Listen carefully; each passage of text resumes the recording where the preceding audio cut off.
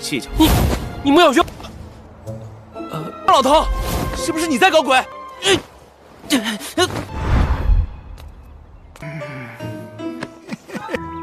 啊！还在凌霄阁，何必？哎呀，喷水！你汉子，变成现在这副误会什么误会？有点教训，教训一下他。你进队。所以我兄弟二人才冒。是吗？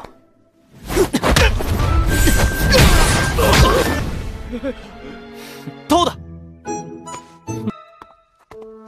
大义还是私情？师弟，他看上了何老板的女儿，给我接吧。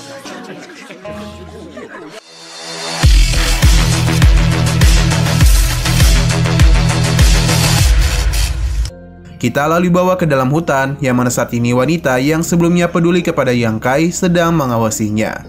Ia pun kebingungan apa yang terjadi kepada Yang Kai, karena kemarin dia itu telah terluka begitu parah, namun bagaimana bisa ia sekarang tengah menyapu halaman, yang seakan-akan tidak terjadi apapun kepadanya. Walaupun begitu, gadis ini tidak terlalu memikirkannya dan merasa senang karena Yang Kai bisa pulih dengan cepat.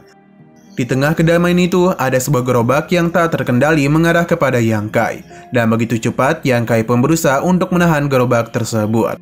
Dan membuat seniornya ini pun terjatuh.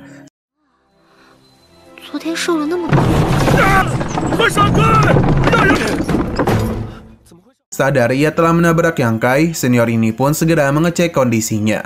Dan untung saja Yang Kai tidak menerima luka apapun. Gadis ini semakin penasaran mengapa Yang Kai tidak menerima sedikit pun luka. Padahal ia sudah tertabrak oleh gerobak besar. Gadis ini mulai berpikir kalau Yang Kai sepertinya telah mengalami perkembangan. Atau mungkin saja malam tadi ia telah mengalami penerobosan. Seniornya ini menjadi begitu khawatir kalau dirinya akan dimarahi oleh Tetua Mang karena keterlambatan dirinya dalam mengantar barang-barang ini. Tetua yang ia maksud adalah Tetua Mang dari aula kontribusi. Karena selain ia tidak ada lagi yang bernama Tetua Mang. Seniornya ini pun merasa kalau tugasnya selalu berat. Berhubung Yang Kai baik-baik saja, jadi dirinya pun pergi untuk mengantar barang-barang ini. Nah, Yang Kai pun teringat kalau ini adalah tanggal 8, hari di mana penukaran kontribusi setiap bulan diadakan di sekte. Yang Kai pun berencana untuk pergi ke aula kontribusi. Terlihat ada begitu banyak murid yang juga pergi dari sana. Kita pun diperlihatkan dengan sosok Tetua Mang yang tentu mesum karena selalu memperhatikan pantat gemoy dari para murid wanitanya. Sebenarnya ia mencoba untuk mengalihkan perhatian. Namun karena ini adalah pemandangan yang indah baginya, jadi Tetua Mang tidak bisa mengalihkan perhatiannya. Sampai salah satu murid pun menutupi pemandangan indahnya itu. Seberapa keras pun dirinya mencari celah, murid ini tidak akan membiarkannya.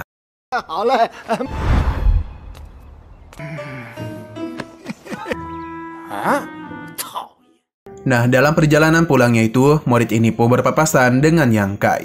Yang Kai dan refleks cepatnya menahan dompetnya itu. Hanya saja murid ini salah paham dan mengira kalau Yang Kai telah sangat berani mengambil dompetnya. Yang Kai pun berusaha untuk menjelaskan kesalahpahaman tersebut. Jadi dia itu hanya berencana untuk mengembalikannya saja. Tapi murid ini tidaklah percaya kepadanya. Terlebih lagi kepada murid percobaan sepertinya. Namun murid ini tertarik dengan betapa cepatnya tangan Yang Kai. Berhubung ia tidak mau membesarkan kejadian itu, jadi murid ini pun meminta Yang Kai untuk bersujud dan meminta maaf kepadanya. Tentu Yang Kai tidaklah mau, karena bagaimanapun ia tidak berbuat seperti apa yang dia katakan. Berhubung Yang Kai tidak mau mengakuinya, maka murid ini pun akan menggunakan hukum aturan Papilion Ning Xiao yang mana dirinya akan memberikan jurus rahasia Papilion kepadanya. Di saat hendak melancarkan serangan, ia malah berlutut di hadapan Yang Kai. Yang Kai pun merasa kalau teknik rahasia Papilion ternyata adalah berlutut di hadapan lawannya. Murid ini berpikir kalau Tetua Mang lah pelakunya. Dan perasaan yang begitu kesal, ia pun pergi dari tempat itu sambil menahan rasa sakit di lututnya. Namun dia berjanji kepada Yang Kai akan memberikan pelajaran kepadanya. Yang Kai sudah terbiasa dengan semua itu, karena para murid resmi selalu saja sombong, terutama kepadanya yang adalah murid percobaan. 老头，是不是你在搞鬼？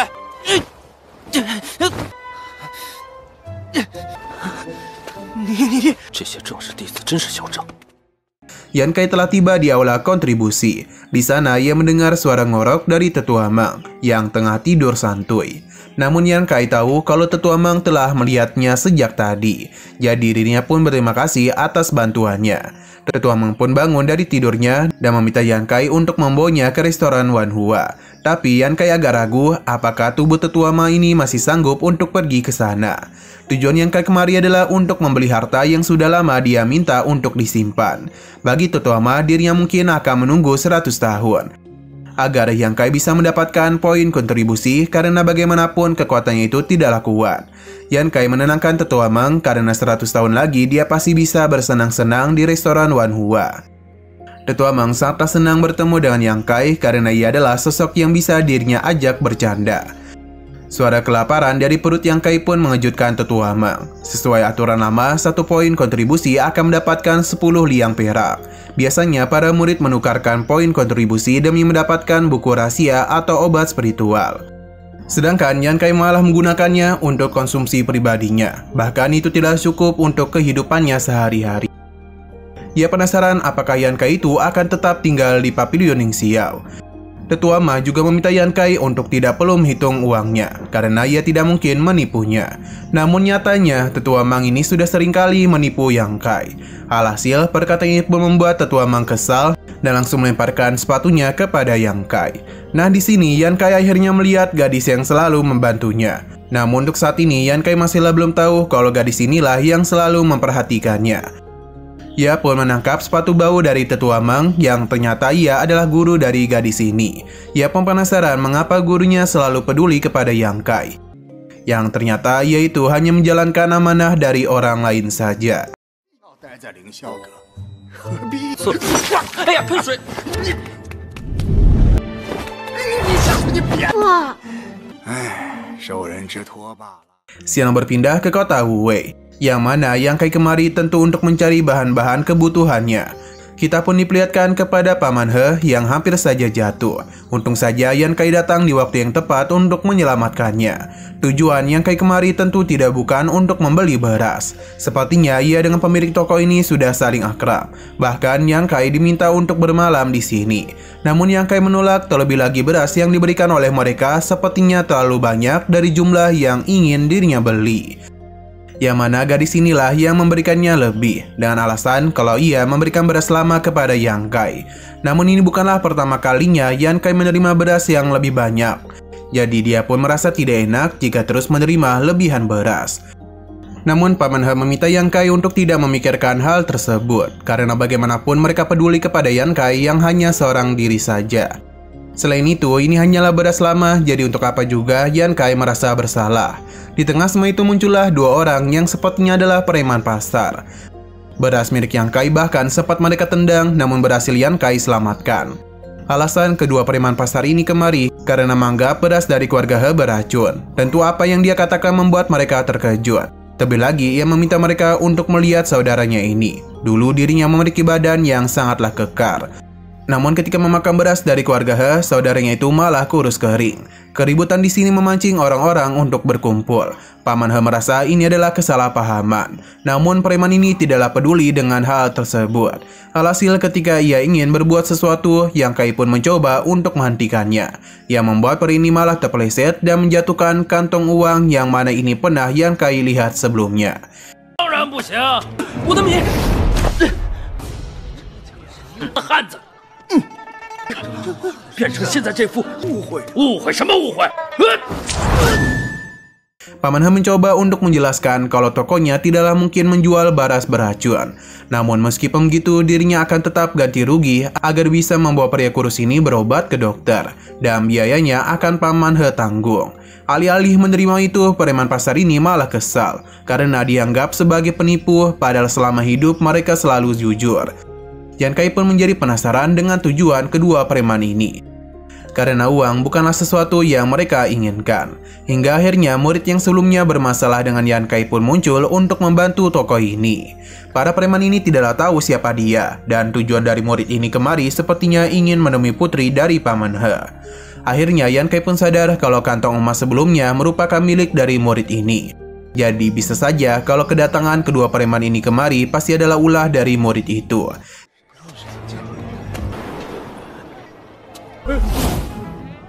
我记得这个麒麟钱袋。 Yan Kai akan melihat dulu apa yang akan mereka lakukan. Kita masih berada di kediaman dari keluarga He, yang mana beberapa orang mulai berkumpul di sini. Melihat kedatangan dari Sumu membuat kedua preman ini ketakutan. Bagi Sumu, kondisi mereka tidaklah seperti terkena racun. Preman ini pun langsung saja berpura-pura sakit agar mereka bisa percaya kalau racun yang mereka terima sangat parah. Bahkan mereka dengan berani datang kemari untuk meminta keadilan. Selain itu, tujuan mereka kemari adalah untuk memberitahu para pelanggan lain agar bisa tahu wajah asli pemilik jahat itu. Sumu tidaklah percaya dan langsung mengetesnya, yang mana serangannya masihlah mampu ditahan oleh pria kurus ini, yang mustahil bisa ditahan oleh seseorang yang terkena racun. Sumu kembali melancarkan serangan dan membuat kedua preman pasar terpental. Akhirnya Yan Kai sadar kalau ini adalah drama pahlawan menolong si lemah. 所以我兄弟二人才冒。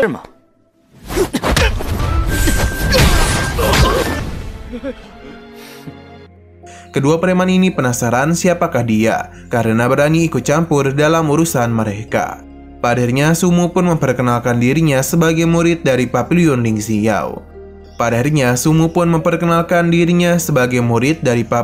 Xiao. Mendengar hal itu, seketika saja membuat kedua preman terkejut dan berencana untuk pergi.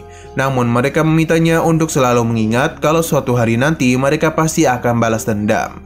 Sumu pun meminta mereka untuk segera pergi agar menyelesaikan sandiwara mereka. Akan tetapi Yan Kai tidak niatan untuk membiarkan mereka pergi begitu saja, karena bagaimanapun drama ini belumlah selesai. Yan Kai pun melempar mereka keluar dari toko dan memberitahu kepada para pemilik toko lainnya kalau mereka tidak boleh membiarkan kedua preman ini pergi begitu saja tanpa memberikan pelajaran. Hari ini toko keluarga He telah menjadi incaran mereka. Bisa saja di kemudian hari toko pakaian keluarga Liu atau bahkan toko palu keluarga Jiang yang akan mereka incar. Apa yang Yan Kai katakan telah menyadarkan para pemilik toko kalau yang dikatakan Yan Kai bisa saja terjadi. Jika terus dibiarkan, maka kedua preman ini pasti akan menimbulkan masalah lagi, dan mereka tidaklah mungkin seberuntung Pak He. Jadi pada hari ini mereka harus membereskan masalah itu. Pada akhirnya semua orang pun mulai mengepung kedua preman ini dan memberikan pukulan-pukulan manja kepada mereka. Melihat apa yang terjadi membuat Yan Kai menjadi panik. Dia meminta untuk tidak terus memukuli kedua preman karena bisa saja mereka itu meninggoy. Melihat mereka yang tidak bisa bergerak lagi membuat para pemilik toko ketakutan. Karena bisa saja kedua orang ini sudah meninggoy. Untung saja kedua preman masihlah hidup dan mencoba untuk meminta pertolongan kepada Sumu. Tidak mau rencananya ketahuan, Sumu pun tidak mau membantu kedua preman.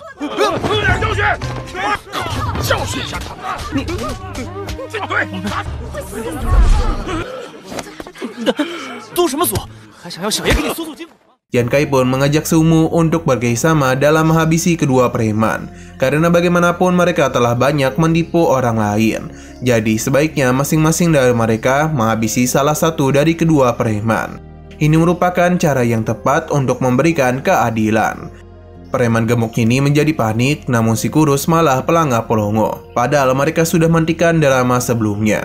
Sumu merasa menghabisi seseorang merupakan hal yang berlebihan. Tapi tidak bagi Yan Kai, karena jika rencana kedua preman ini berhasil, maka toko Pak He pasti akan bangkrut. Ini sama saja dengan merenggut kehidupan dari keluarga He. Yan Kai penasaran apakah Sumu berpikir kedua preman ini tidak layak untuk dihabisi. Walaupun begitu, Sumu tetap mencari alasan agar kedua preman tidak dihabisi.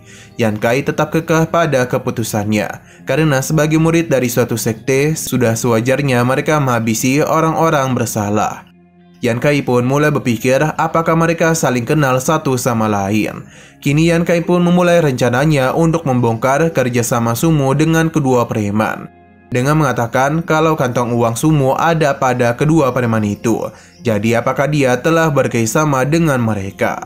Sumo tidaklah membenarkan hal itu.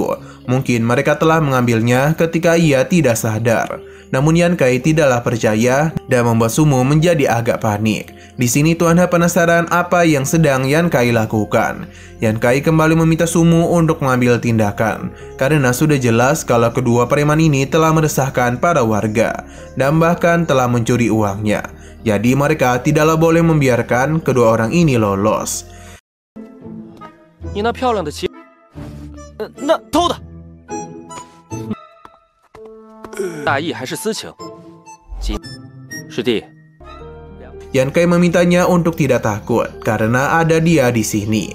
Sumo tidak takut, apalagi dia hanya perlu menghabisi satu orang saja. Sumo pun mengambil tindakan yang membuat kedua preman ini menjadi panik. Apalagi sepertinya Yan Kai dan Sumo terlihat sangatlah serius. Kedua preman ini pun menjadi begitu kesal kepada Sumo karena telah mengkhianati mereka. Padahal mereka sudah sepakat untuk menghancurkan toko beras Pak He dan Sumo datang untuk menyelamatkan keluarga He. Tapi siapa yang mengira kalau Sumo malah ingin menghabisi mereka berdua.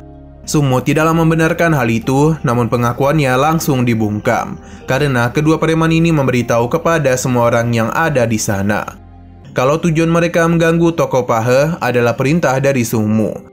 Karena bagaimanapun ia itu telah tertarik kepada putri Pak He, namun gadis ini tidaklah tertarik kepadanya. Maka karena itulah Sumo melakukan tindakan ini agar bisa menarik perhatiannya. Dengan kondisi seperti ini sudah jelas kalau Sumo sedang terpojok. Terlebih lagi keluarga He sudah tidaklah percaya kepadanya. Padahal Sumo yakin ini adalah rencana Yan Kai. Sumo berjanji akan membalas apa yang telah dia lakukan pada hari ini. Sumo pun pergi dan perasaan yang begitu malu dan tidak bisa berbuat apapun lagi. Semua orang pun menjadi begitu kesal kepadanya. Kini mereka pun mendatangi Yan Kai untuk berterima kasih atas bantuan yang telah dia berikan. 他看上了何老板的女儿，给我解放！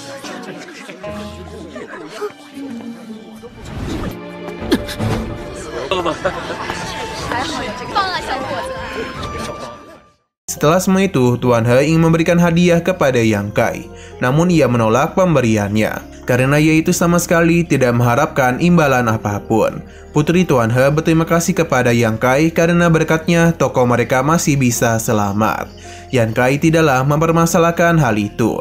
Sepertinya gadis ini memiliki sebuah perasaan kepadanya. Nah, di sini Tuan He takut hal buruk akan terjadi kepada Yan Kai karena dia itu telah berani menyinggung Sumo. Namun Yan Kai memintanya untuk tidak perlu khawatir karena bagaimanapun sekte memiliki peraturan yang ketat. Jadi Sumo tidak akan berani berbuat apapun kepadanya.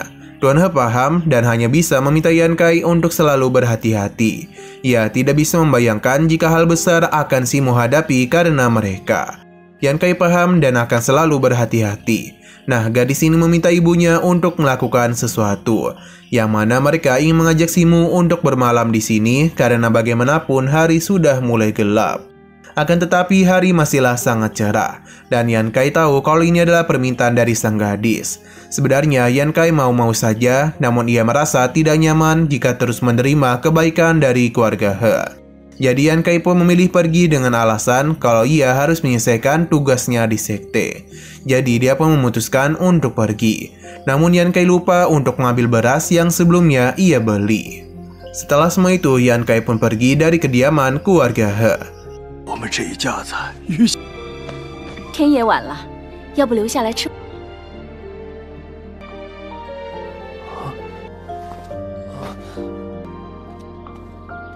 Nah, sayang sekali episode pada hari ini pun harus bersambung dulu.